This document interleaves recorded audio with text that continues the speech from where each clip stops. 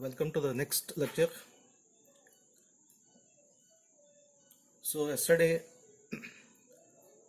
we studied about the how to find DFT at few points instead of finding DFT at all the n points. Some of the applications needs to know the frequencies present at particular point. So on the same lines you have one more algorithm, that is Chirp-Z transform algorithm.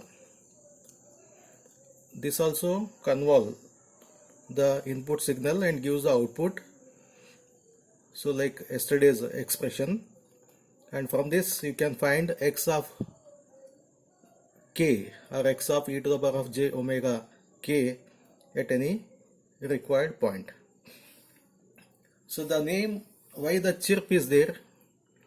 So here the frequency of the complex exponential signal.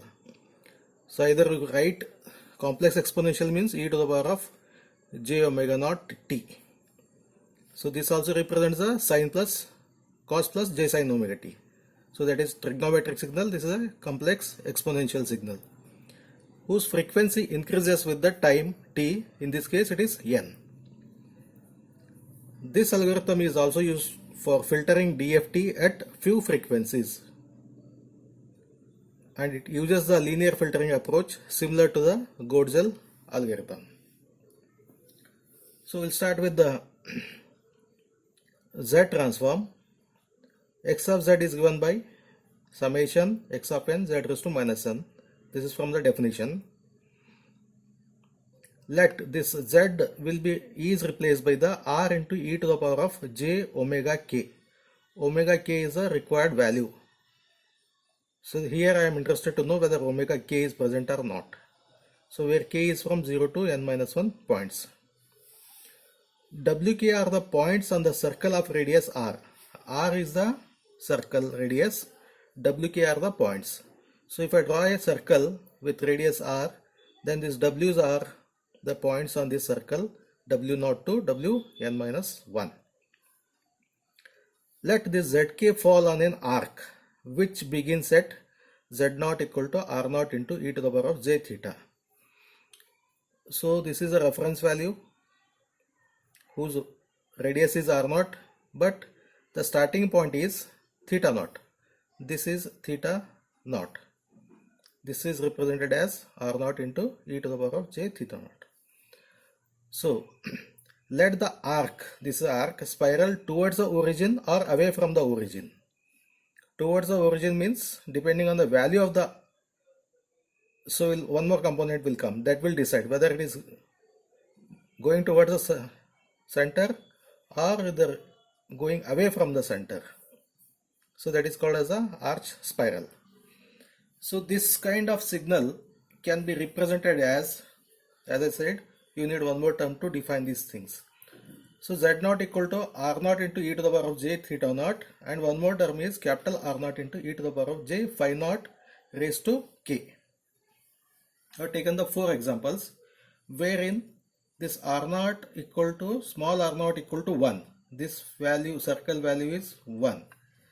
And theta naught and phi naught is going to start from this one, and it is going to be a circle because this circle, whether it is a arch going towards the center or away from the center, is decided by this value, r0 value, capital R0 value. Suppose say the r0 is equal to 1. This value is 1 and the small r0 is less than 1, then this will be a circle, okay, which is smaller than the capital R0, and theta naught phi naught equal to 0 because this is the starting point. This will end up with a circle. When R0, capital R0 is less than 1, so it moves towards the center. When R0 is greater than 1, it goes away from the center. Okay, so these are no way concerned with the Chirp-Z transform. So we are interested only in this circle.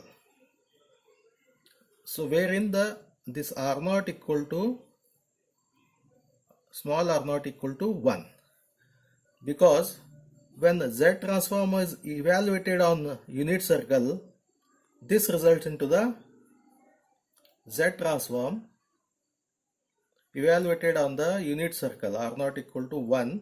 This results into the DFT.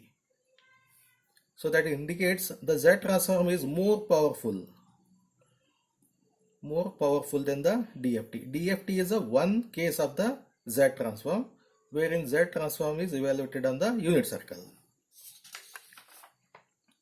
Next, we'll derive the expression for, I think, 51.